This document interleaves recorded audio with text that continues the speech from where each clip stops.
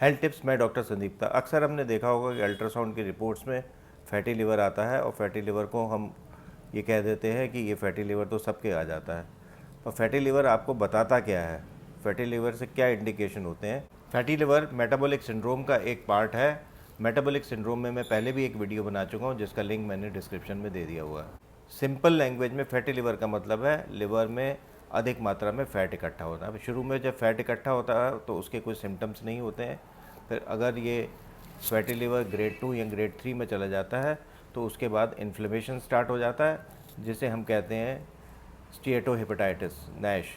और अगर हम इसका ट्रीटमेंट या कंट्रोल नहीं करते हैं तो ये फिर जो स्टीएटोहेपेटाइटिस है, जो लिवर में इन्फ्लेमेशन जो होता है अत्यधिक फैट इकट्ठा होने की वजह से, तो वो फिर लिवर जो है सिकुड़ने लग जाता है, यानी कि सिरोसिस डेवलप हो जाती है।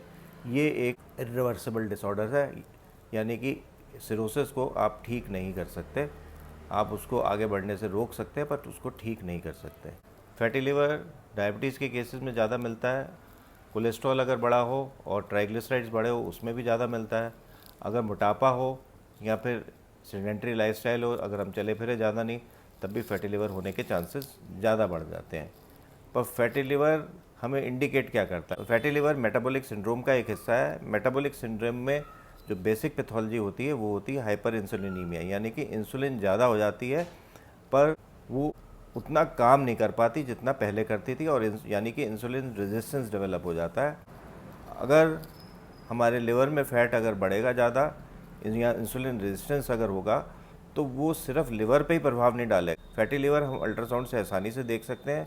अगर फैटी लिवर है तो इसका मतलब है बॉडी के और हिस्सों में भी फ़ैट डिपॉजिट हो रहा होगा, यानी कि सारे विसरा में डिपॉजिट हो रहा होगा फ़ैट। आपकी हार्ट की कॉरोनरी आर्टरीज़ हैं उसमें भी डिपॉजिट हो रहा होगा, और ब्रेन की आर्टरीज़ में भी फ़ैट ज़्यादा डिपॉजिट हो रहा होगा, कोलेस्ट्रॉल डिपॉजिट हो रहा होगा, जिससे एथ्रोमा बनता है, यानी ब्लॉकेज होता है, और उसके बाद हार्ट अटैक या ब्रेन स्ट्रोक होने के चांसेस बढ़ जाते हैं। तो इसका मतलब ये है कि फैटी लिवर कुछ डिजीज़ के साथ एसोसिएटेड रहता है जो कि एक मेटाबॉलिक सिंड्रोम का हिस्सा है। और फैटी लिवर आपको ये बताता है कि किसी पर्टिकुलर पेशेंट्स में अगर फैटी लिवर ग्रेड 2 या ग्रेड 3 है तो हार्ट अटैक होने के चांसेस भी ज़्यादा हैं, ब्रेन स्ट्रोक होने के चांसेस ज़्यादा हैं। आप हर पेशेंट में एंजियोग्राफी नहीं करा सकते। ईसीजी में सब कुछ चीज़ें आ नहीं सकती है, कोई ज़रूरी नहीं है हार्ट की प्रॉब्लम अगर हिडन हो तो वो आ ही जाए। टीएमटी हम हर पेशेंट का कॉस्ट की वजह से हम नहीं करा सकते। तो अगर फैटी लिवर है तो आपको सावधान हो जाना चाहिए कि आपको हार्ट अटैक होने के चांसेस बढ़ जाएंगे। तो उससे घबराना नहीं है फैटी लिवर होने से। फैटी लिवर कई सालों पहले बता देता है आपको कि आपको ये प्रॉब्लम होने के चांसेस हैं, तो आपको उसी समय समझ जाना चाहिए। और आपको किसी दवाई खाने की जगह पर फैटी लिवर के लिए आपको डाइट कंट्रोल करना चाहिए, एक्सरसाइज करनी चाहिए, यानी कि अपना लाइफस्टाइल चेंज करना चाहिए, और वेट रिडक्शन होना चाहिए।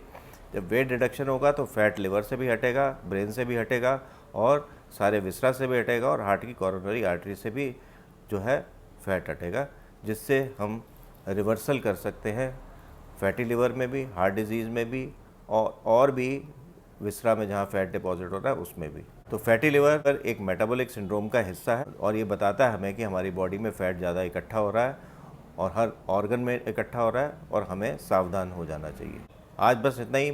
मेरा वीडियो आपको कैसा लगा कमेंट सेक्शन में ज़रूर लिखिएगा। मेरी वीडियो को शेयर, लाइक और सब्सक्राइब जरूर करें। नमस्कार।